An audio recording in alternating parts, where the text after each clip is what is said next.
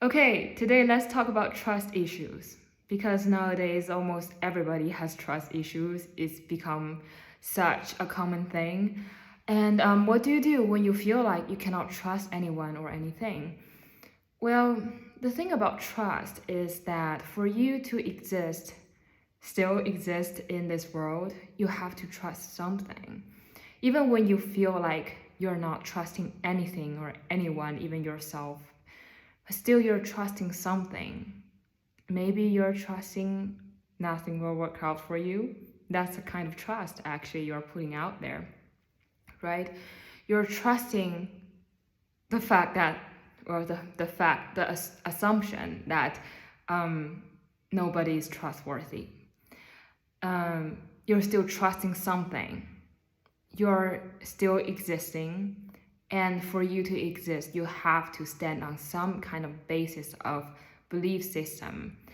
They are most likely your assumptions, but at least you are trusting something. So for us to exist in this world, we must trust something, even if that trust is your trust in distrust. So that is a basic thing that I realized about trust. But put the concepts aside. When you feel like in your immediate environment you cannot trust anybody or anything, I think at least you can trust there is a higher power. There is something that's beyond you, that is there for you. And to put it in a little bit religious terms, people say trust in God, but I know nowadays a lot of people have resistance to the concept of God. So to not put it that way, but because there is something bigger than us, right? There is something that's higher than ourselves, that's holding everything together. And you can call it grace, you can call it God, you can call it something, some kind of universal forces. And that is beyond our comprehension. See, we don't really understand. Most of us don't understand our existence. We don't know why we are here. We have no idea of this existence. But we're here. And something is holding all of this together.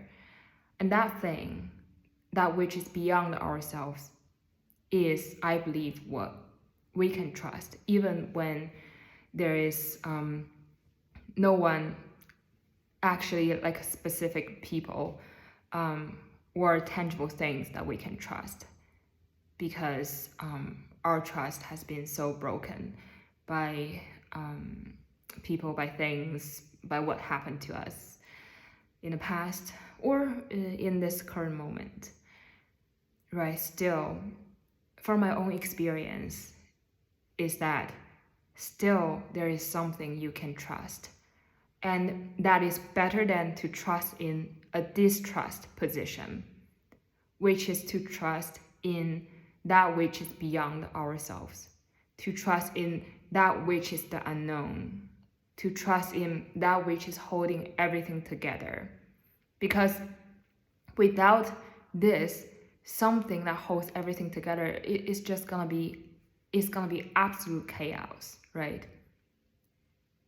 Life would not exist without that thing which hold everything together, and that is that which is beyond ourselves, the higher thing, the higher dimension, the higher consciousness, the universal laws.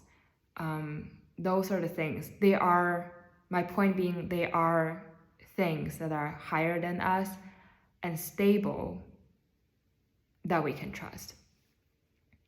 So there's that thing. This is what I want to share about what to do when you feel like you just cannot trust anybody and you feel alone in this. Because we really are not alone, because we are really a part of everything and being a part of everything, we can trust that which holds everything together. Yeah, and because that's what I have trusted, and I know that from that experience, I know that when you put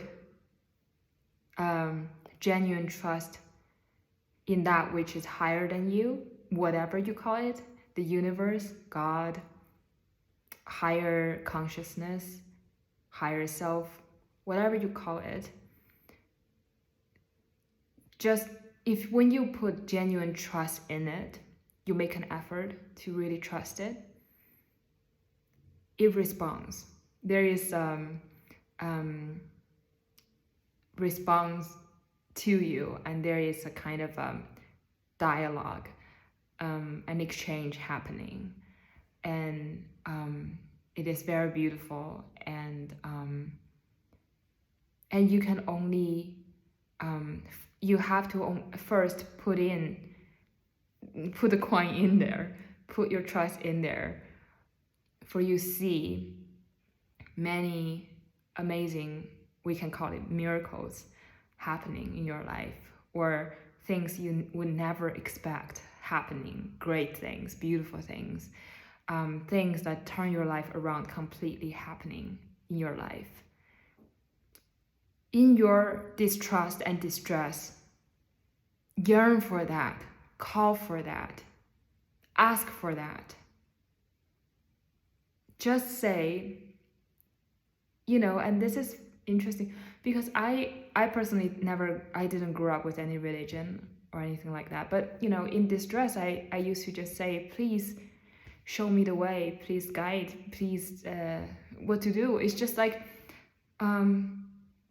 I began to automatically have some sort of conversation going on with this thing. This is higher consciousness, or whatever you can call it, God or universe. Later on, somebody told me this is like prayer. Actually, it's like praying, but I didn't know that I was praying. I was just, talking to something. I'm just like, I don't know what to do. Please. And when your intention is very genuine, when you truly call for it, please guide me, please let me see it, please give me something, I want to know something, it will definitely respond to you. When your call is so genuine, when the longing is so strong, the universe must respond to you in ways that you would never imagine, in surprising, beautiful, miraculous, we can call it miraculous ways. So if you are in a lonely place, you feel like your trust has been so broken, there's no one you can trust, nothing you can trust, maybe give it a try. Give this a try. Just try it. And, what are you gonna lose, right? Try it out and see if, see what happens. Things might turn around. And another thing I thought, if you are somebody who is dealing with someone, whether it is a partner, a romantic interest, or someone you want to be friends with, where you're trying to form a connection with somebody and you realize that person is not trusting, this person is not opening up, right? And this whole dynamic can turn into an unhealthy, toxic thing, where it can be one of the runner-chaser dynamic, where somebody is really chasing after the other person, be like, open up, like let's connect, and or somebody, in this case the chaser, might overshare about themselves, and just so the runner could somehow respond and open up, and that could become really toxic.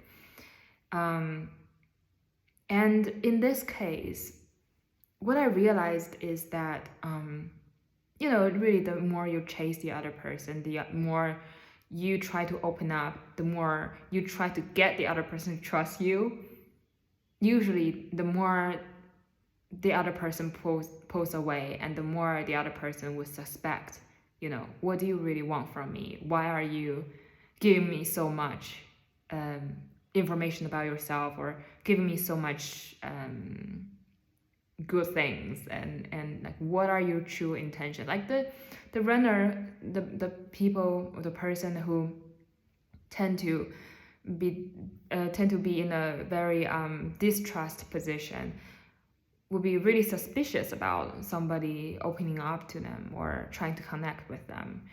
They tend to have a mentality of, okay, what do you want from me by giving me this? And that is not entirely invalid, because a lot of the time we do see the chaser is because the chaser has need, right? So the chaser given, just trying to get the other person to respond to them because they have a need inside. They want the other person to feel. And that is very toxic. So what do you do? Trying to be in a more healthy position when you want to connect with somebody, but you realize the other person is not really trusting. I think you just really first to check yourself. If you feel very intensely you want to connect with the other person, then there is something wrong. There's some kind of problem going on with you. Then you have a need. You are needing the other person to fulfill you. And if you just kind of, you feel a kind of like, oh, I kind of want to be friends. I kind of want to connect, but, you're kind of not trusting me. I can see that. Okay, just see that as it is, and accept them as they are. Because I think what somebody who has deep trust issues, who wouldn't open up, what they need the most is genuine love and acceptance. In a way, they're not being pushed, they're not being forced into anything. Just let them be. Like, just if you genuinely want to form some kind of connection with the other person, or if you genuinely just like the other person and you care, just let them be. Stop pushing. Stop, just in this case, the most giving that you can give them is to let them be. Accept them the way they are, and you can just hold them, I think, really in your heart, like every time you think about them, every time you see them. I don't know. I mean, I do think we can generate, or if you are really a healthy person, naturally you will feel a sense of care for them, and a sense of affection, or a sense of connectedness, or a sense of just holding them in a way within you that you don't have to express. You don't have to chase after them, or try to give them things, or try to talk, or anything like that. People who are kind of avoidant, fearful, avoidant especially, they've been hurt in the past, they've been intruded upon, they've been used, they've been manipulated, they've been stabbed in the back. The information they share with others have been used against them, right? So their guards are up. So people like this, they need to be genuinely understood and seen. And, you could be that person, be their friend, be their true friend in your heart, in your soul. Hold them in your heart. Really, I see that, like, genuinely, it's a feeling. When you try it, it's really beautiful, actually.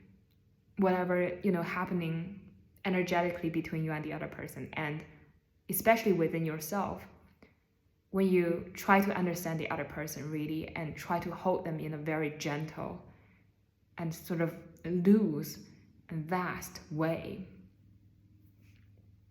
just sort of totally accept them and let them be. And you don't try to, do anything externally, behaviorally, to get them to do anything, to get them to open up, to get them to connect with you. you know, by that you're judging them, right? You're not accepting them for, you know, who they are and how they want to be. And people who are fearful, avoidant, they just want to be, you know, how they are, right? And usually it is because how they are, the way they are, were not accepted, and that's how it made them more avoidant, more and more avoidant, because when they cannot fulfill other people's expectation, other people attack them and judge them, and you know, and guilt trip them, and make it somehow like their responsibility to make me happy, you know, and that's, you know, that will only make the other person more and more avoidant. And so I think just you know, I realized this, like not everything has to be expressed. It is very beautiful when you can hold it within yourself, kind of a gentleness, a kindness, a kind of care and affection just towards the other person within yourself. And that's enough. And I think that's all they need. I mean, I think this is what we all need. And especially that's what is needed for somebody who tend to be a distrustful and avoidant person. Just to be held by somebody in a kind of not in your face kind of way, in a kind of distant, but not you know, not disconnect, but in a kind of distant kind of way. All right, that's it for today. Have a good one. Bye.